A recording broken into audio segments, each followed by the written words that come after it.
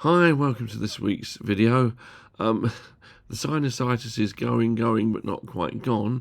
So I am dusting down another old talk this week. This one is I first gave 6 years ago, and the reading is John chapter 2, verses 1 to 11, which is this week's lectionary gospel reading.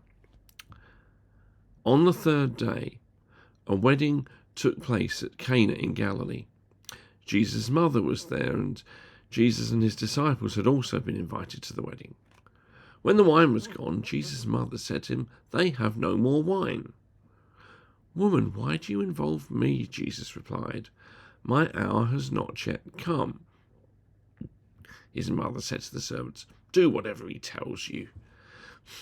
Nearby stood 6 stone water jars, the kind used by the Jews for ceremonial washing, each holding from 80 to 120 litres. Jesus said to the servants, "Fill the jars with water." So they filled them to the brim. Then he told them, "Now draw some out and take it to the master of the banquet." They did so, and the master of the banquet tasted the water that had been turned into wine.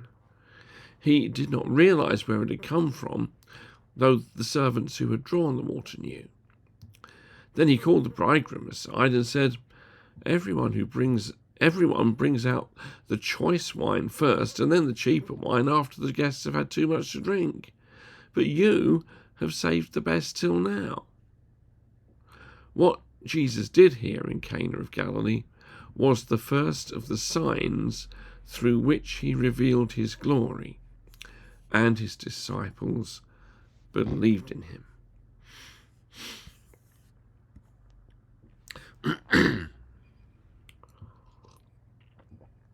Sometimes I've wondered about writing a book that would be like the ministry equivalent of the old James Herriot All Creatures Great and Small vet tales. Over a long course of time in ministry, you won't be surprised to know that I've gathered together all sorts of stories, and few areas are more fruitful for that than what are formally called rites of passage, or more informally, hatch, match and dispatch. That is, baptisms, weddings and funerals. And, I can think back to my first ever wedding, where I got so nervous that I turned up at the church without the fountain pen or the key to the safe to get the registers out. Just about got things sorted out 5 minutes before the service, and the bride turned up early. Or another wedding where the couple had 14 bridesmaids who turned up on a bus at the church. There was also the bride's mother from hell at that wedding. Or the Catholic wedding that I'd love to describe to you in detail, maybe another time, how I was asked to register it because the parish deacon was away, but it was so calamitous in so many ways that I became convinced that Father Ted was a real person. Or the wedding where my address to the couple was interrupted by a drunk guest, and the bridegroom turned round to his friend and said to her, "Shut up, I'm listening." Or the time I conducted the wedding of a Star Wars actress. Yeah, she only played a minor part and appeared in one scene, but don't let me stop you telling that I conducted the wedding of a Star Wars actress.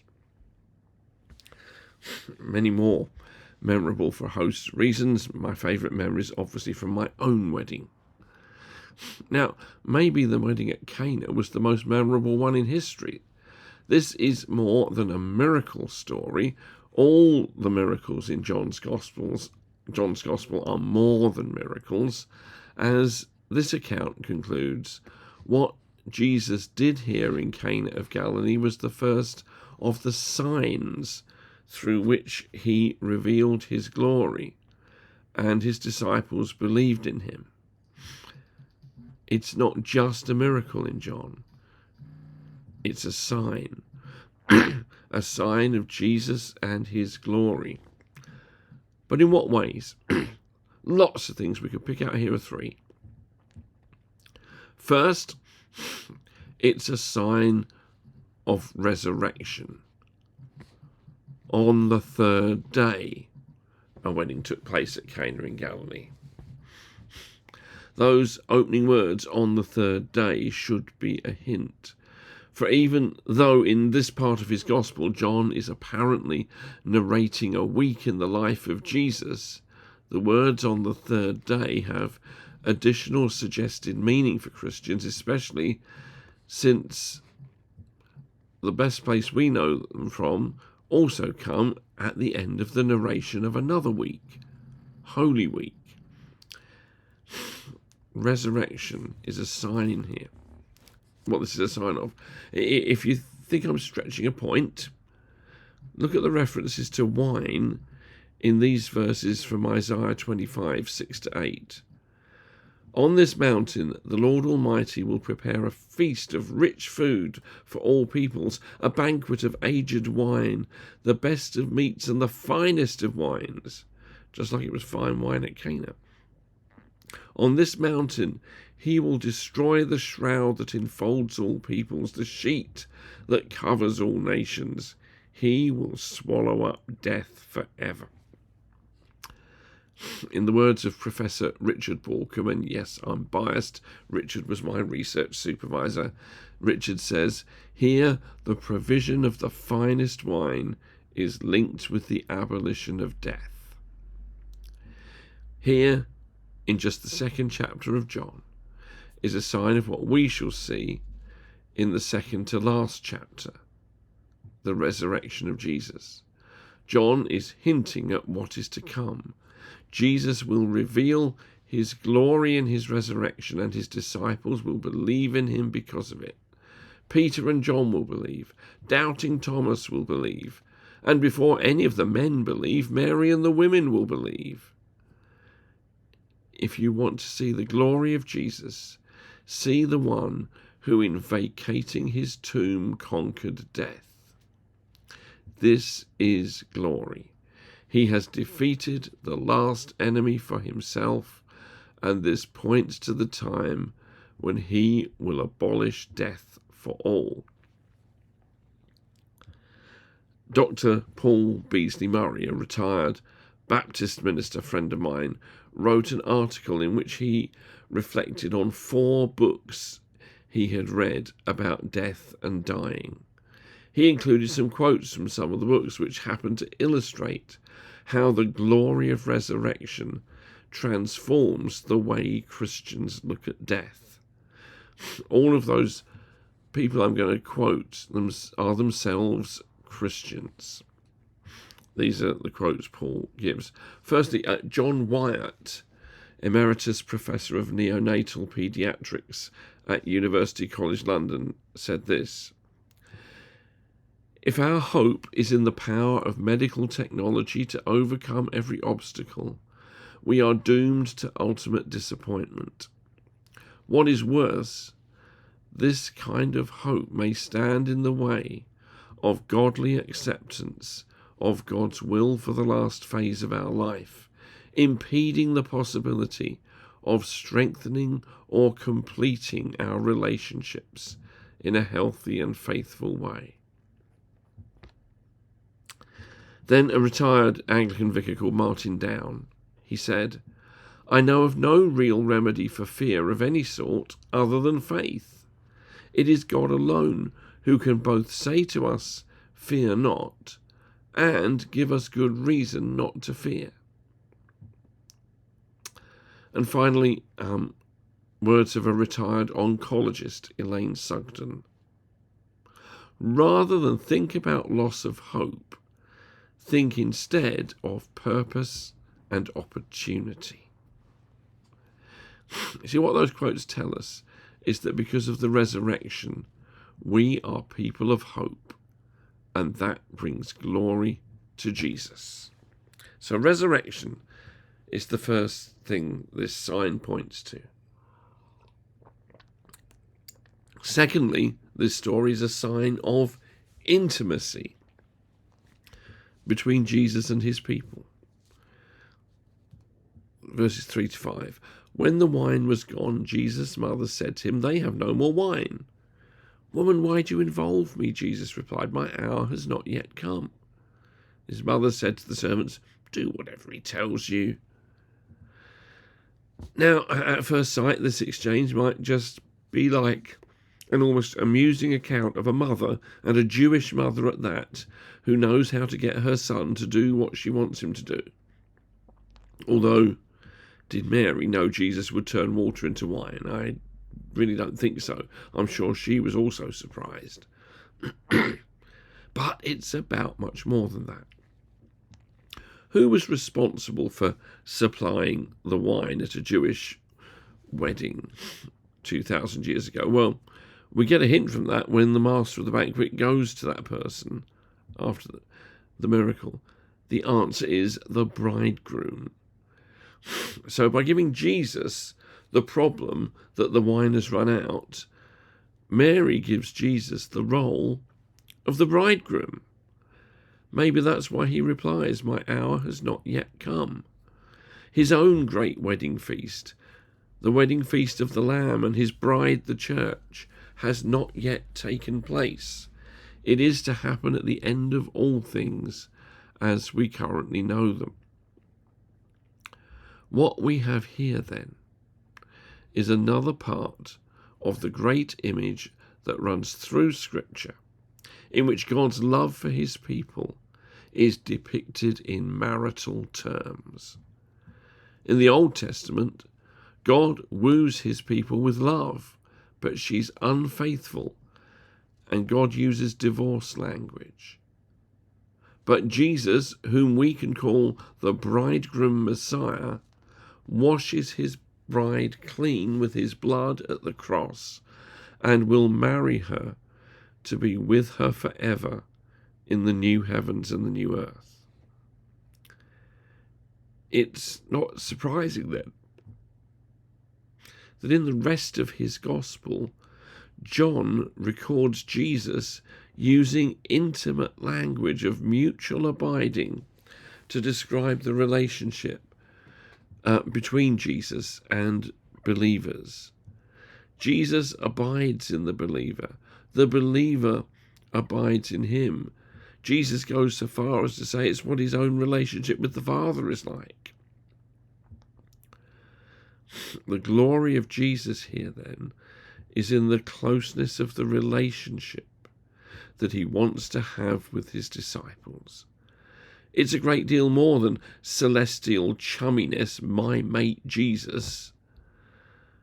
Rather, having come and lived among people in the incarnation, as John describes in his first chapter, Jesus wants not only to live among us, but to share life with us, the joy and the mess, the simple and the profound. The glory of Jesus is this: however majestic the second person of the Trinity is, he wants to share life in relationship with his church and with each of his disciples. Is it not remarkable? No, astonishing and wonderful that this is what he wants for you and for me and for us. Do not be afraid, but by all means be amazed and be thrilled and be grateful.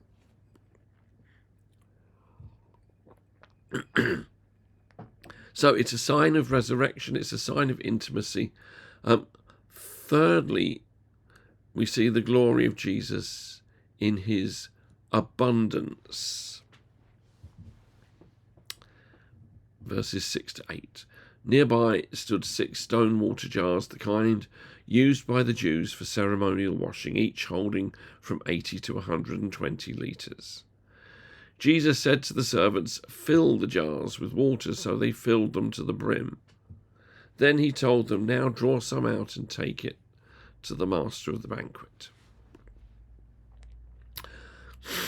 Stone jars were not subject to the Jewish purity laws.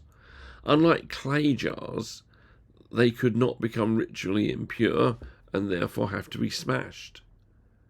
A priestly family, or at any rate a household concerned with ritual purity, would use stone jars as working jars. They were also large, and they were expensive to make because they had to be carved out of one large stone. But in the long run, they were cheaper because they could be reused, unlike the clay jars.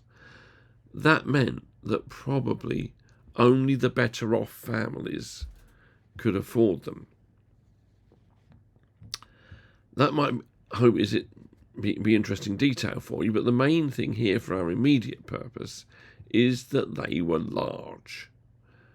Connect this with some of the observations about wine in the Old Testament. There's a theologian called Andrew Wilson who's particularly linked it to these. So wine has something to do with blessing in the Old Testament. In Genesis 27, may God give you of the dew of heaven and of the fatness of the earth and plenty of grain and wine.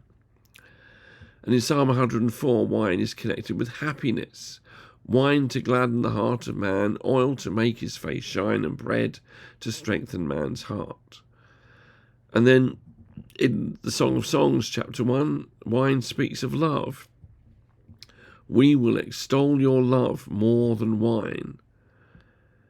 And if you want one more, in Proverbs chapter 3, wine is connected with bounty and plenty. Then your barns will be filled with plenty, and your vats will be bursting with wine. Jesus makes so much wine in the 6 large stone jars, and he doesn't make supermarket plonk. He makes fine wine. The master of the banquet, speaking to the bridegroom, whom he mistakenly thinks has supplied this wine, says, "Everyone brings out the choice wine first, and then the cheaper wine after the guests have had too much to drink. But you have saved the best until now." Undoubtedly, we have a picture of the glory Jesus will reveal at the end of all time in the new creation, when blessing and abundance will flow to his people and all will have plenty and be satisfied. This isn't the so-called prosperity gospel, where if you truly have faith you will be healthy and wealthy now. But it's a promise of the end that Jesus will sometimes show glimpses of now, when he blesses us in this life. And when he does bless us in this life, we respond not with hoarding, but with thanksgiving, and with offering what he has blessed us with for the good of others. We look forward then to the glory of Jesus when he puts all things right in creation, makes everything new, and blesses abundantly, not grudgingly. But we also respond now. So when we witness those whose lives are not characterized by abundant living, we know as Christians we must pray, speak out, act, and give. It may be poverty, it may be famine, it may be injustice, it may be disease, it may be war. Our call is to witness to the coming abundance of blessing and to show that the present way of things is not the will of God. So, sign of resurrection, a sign of intimacy, a sign of abundance. All of this draws us to the conclusion where we note what the story says about our response and how that may enable the glory of Jesus to be seen. There are a couple of threads about response in the passage. One is about obedience to Jesus. His mother said to the servants, "Do whatever he tells you." Jesus says to the servants, "Fill the jars with water," and they do. And so you got that. You've got obedience. But also, at the end, you've got faith. What Jesus did here in Cana of Galilee was the first of the signs through which he revealed his glory, and his disciples believed in him. Obedience and faith. I guess if you put them together, you've got trust and obey. Cue for a famous hymn, eh? Trust and obey are the ways we respond to the glory of Jesus, and we cooperate with his ways so that others may see his glory. When we encounter the glory of Jesus as his disciples did at the cross, then the right response is to believe in him. And when we do believe in him, the appropriate way of showing that belief is to obey him, so that others too may see his glory through us in the promise of resurrection, in a relationship of intimacy, and in the gift of abundance. So this week, let's trust and obey. Until next week, goodbye and God bless you.